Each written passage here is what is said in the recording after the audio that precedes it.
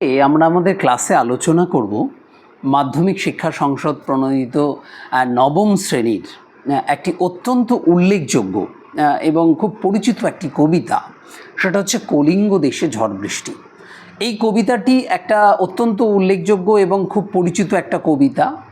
এর কাহিনীটা তোমরা যখন শুনবে, আমি যখন কাহিনীটা বলবো, আশা করি তোমাদের প্রত্যেকের খুব ভালো লাগবে। এই কবিতাটার একটা পটভূমি রয়েছে, একটা পার্ট এখানে তুলে দেওয়া রয়েছে। সেটা হচ্ছে কবিকঙ্কন মুকুন্দ চক্রবর্তী, সেই মুকুন্দ চক্রবর্তীর লেখা আমাদের পাঠ্য, আজকের আলোচ্য কলিঙ্গ দেশে ঝড় বৃষ্টি, মুকুন্দ চক্রবর্তীর লেখা, সেটা আজকের ক্লাসে আমরা আলোচনা করব। এর একটা প্রেক্ষিত রয়েছে, একটা পটভূমি রয়েছে কবিতাটি। আমরা জানি এই চণ্ডীমঙ্গল কাব্যের কবিকঙ্কন চণ্ডীর লেখা আখেটিক খণ্ড, যে আলাদা খণ্ড রয়েছে, সেই আখেটিক খণ্ডের এর অন্তর্গত এই কবিতাটা আজকে আমরা আলোচনা করব। সেখানে কি বলছে, কলিঙ্গ দেশ একটা জায়গা, একটা দেশ, সেই কলিঙ্গ দেশে ঝড় বৃষ্টি হচ্ছে। কেন ঝড় বৃষ্টি হচ্ছে, কি কারণ, সেটা আমরা আলোচনার মধ্যেই আমি তোমাদেরকে এই ক্লাসেই বলবো। কিন্তু তার আগে আলোচনাটা একটু করে নেওয়াটা আমাদের প্রয়োজন। কবিতার লাইন বাই লাইন আমরা আলোচনাগুলো করব পরপর, কিন্তু কেন এই বিষয়টা হচ্ছে সেটা আমরা কবিতার মধ্যে আলোচনা করব। কি বলছে প্রথমেই, মেঘে কইলে অন্ধকার, মেঘে কইলে অন্ধকার। ভাষাটা আমাদেরকে একটু কঠিন, একটু খুব সাবধানে বিষয়গুলোকে মনে রাখতে হবে। কি বলছে, যে মেঘে কইল অন্ধকার, মানে আকাশে মেঘ, ঘন কালো মেঘে আকাশ চারিদিক অন্ধকার হয়ে গেছে। গোটা এলাকা, গোটা কলিঙ্গ দেশ একদম মেঘে ঢেকে গেছে, অন্ধকার হয়ে গেছে। দেখিতে না পায় কেহ অঙ্গ আপনার। অঙ্গ মানে কি? আমরা জানি অঙ্গ মানে দেহ। এত অন্ধকার হয়ে গেছে যে কেউ কাউকে দেখতে পাচ্ছে না।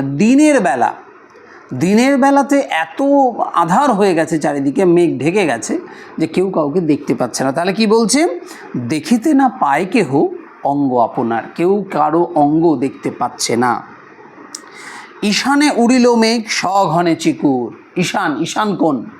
ঈশান কোণ উত্তর পূর্ব কোণ, এবং উত্তর পূর্বের ঠিক মাঝামাঝি জায়গা, এবং সেখানেই ঈশান কোণে কি হচ্ছে, মেঘ।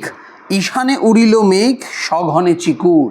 চিকুর কথার অর্থ হচ্ছে বিদ্যুৎ, এবং ঘন কালো মেঘে চারিদিক ছেয়ে গেছে এবং সেই বিদ্যুৎ চমকাচ্ছে।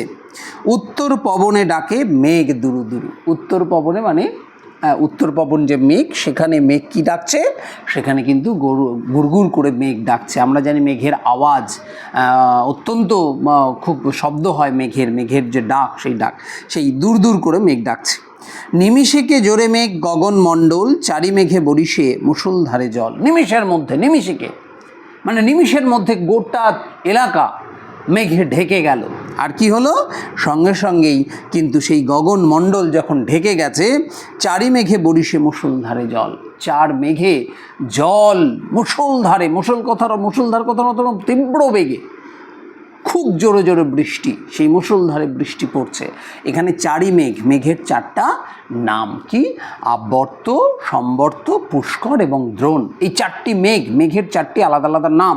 এটা কিন্তু তোমাদের কোশ্চেনে আসে, শর্ট কোশ্চেনেও আসে, যে চারি মেঘ বলতে কি কি বোঝানো হয়েছে। আবর্ত, সম্বর্ত, পুষ্কর এবং দ্রোণ, এই মেঘ, মানে চার প্রকারের মেঘ। এই মেঘে কিন্তু চারিদিকে কি হচ্ছে, মুষলধারে জলে, মুষলধারে বৃষ্টি হচ্ছে। কলিঙ্গে উড়িয়া মেঘ ডাকে উচ্চনাদ মানে তীব্র বেগে। মেঘের গর্জন হচ্ছে তীব্র বেগে, প্রচুর ডাক, এত মানে ডাক হচ্ছে, কেউ কারো কথা শুনতে পাচ্ছে না। কি বলছে, প্রলয় গণিয়া প্রজা ভাবে বিষাদ। এই প্রলয়, প্রজারা ভাবছে, সেই কলিঙ্গ দেশের প্রজারা ভাবছে মনে হয় প্রলয় চলে এসেছে, এবং তারা প্রলয় ভেবে তাদের মন বিষাদে, হতাশায়, দুঃখে, বেদনায় ভরে উঠল। আর কি, হুড় হুড় দূর দূর বহে ঘন ঝড়, বিপাকে ভবন ছাড়ি প্রজা দিল রর। চারিদিকে দূর দূর করে আওয়াজ হচ্ছে, এত মেঘের ডাক, এত বৃষ্টি, চারিদিকে ঘন কালো অন্ধকার। এই পরিস্থিতিতে কি করছে, প্রজারা, চারিদিকে ঝড় উঠে গেছে, বিপাকে, প্রজারা মহাবিপাকে পড়েছে, মহাবিপদে পড়েছে। তারা ভাবলো এবার মনে হয় প্রলয় চলে এসেছে। তারা কি করলো, বিপাকে ভবন ছাড়ি প্রজা দিল রর। ভবন মানে বাড়ি, তারা তাদের নিজেদের বাড়ি ছেড়ে কি করলেন? রর দিলেন। রর কথার অর্থ হচ্ছে ছুটে পালানো। সমস্ত প্রজারা দেখলো এইবার মনে হয় কি হয়ে গেছে, প্রলয় চলে এসেছে, সুতরাং আর তো আমরা বাঁচব না। এত মেঘ ডাকছে, এত ঝড় উঠেছে, মুষলধারে বৃষ্টি হচ্ছে, চারিদিকে টেকা দায়, কেউ কারো অন্ধকার হয়ে গেছে, কেউ কারো মুখ দেখতে পাচ্ছে না, কেউ কাউকে চিনতে পারছে না, নিজেদের বিপদের কথা বলতে পারছে না। এই পরিস্থিতিতে তারা কী করবে? এই রকম একটা প্রলয় কাণ্ড চারিদিকে বেঁধে গেছে। তারা ভাবলো সত্যি সত্যি মনে হয় পৃথিবী এবার প্রলয় হবে, পৃথিবীতে প্রলয় নেমে এসেছে। এই ভয়ে তারা কি করলো? প্রজারা ভবন ছাড়ি প্রজা দিল। রর, রর কথার অর্থটা মনে রাখবা, এটাও কিন্তু শর্ট কোশ্চেন আসে যে রর শব্দের অর্থ কী। রর শব্দের অর্থ হচ্ছে পালিয়ে যাওয়া, ছুটতে পালিয়ে যাওয়া। তারা এই বিপদ বুঝে তারা কিন্তু পালিয়ে গেল। আজকে আমাদের আলোচনা এই অবধি আমরা শেষ করব। এর পরের অংশ আমরা এর পরের দিন আলোচনা করব। খুব স্পেসিফিক লাইন থেকে একটা লাইন আর একটা লাইন পরস্পর লাইনের মানে এবং প্রত্যেকটা ওয়ার্ডের মানে তোমাদের জানা দরকার, যেহেতু এটা একটা পৌরাণিক কাহিনীর ওপরে বা বিশেষ চণ্ডীমঙ্গলের একটা আখাটিক খণ্ডের অন্তর্গত একটা আলোচনা। এটা আমাদের এখনকার স্টুডেন্টদের পড়তে একটু অসুবিধা হবে। কেন? কারণ এই লাইনগুলো, অর্থগুলো, মানেগুলো আমাদের প্রত্যেকের খুব সুন্দরভাবে জানা দরকার, নচেত কিন্তু যে সমস্ত এমসিকিউ কোশ্চেন আসবে আমরা সেগুলো অ্যাটেন্ড করতে পারবো না।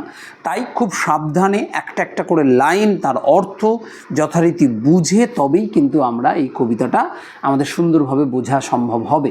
ওর জন্য তোমরা অবশ্যই ক্লাসগুলোতে খেয়াল রাখো। আমরা এই কলিঙ্গ দেশের ঝড় বৃষ্টির আজকে প্রথম একটা পর্ব আমরা আলোচনা করলাম এবং আগামী ক্লাসে আমরা পরবর্তী পর্বগুলো আলোচনা করব এবং সবশেষে ওভারঅল এই সমগ্র কলিঙ্গ দেশের ঝড় বৃষ্টি কেন হলো, কিসের জন্য হলো, তার কি গুরুত্ব, সেটা নিয়ে আমরা আলোচনা করব। আজকের ক্লাস আমরা এখানেই শেষ করছি।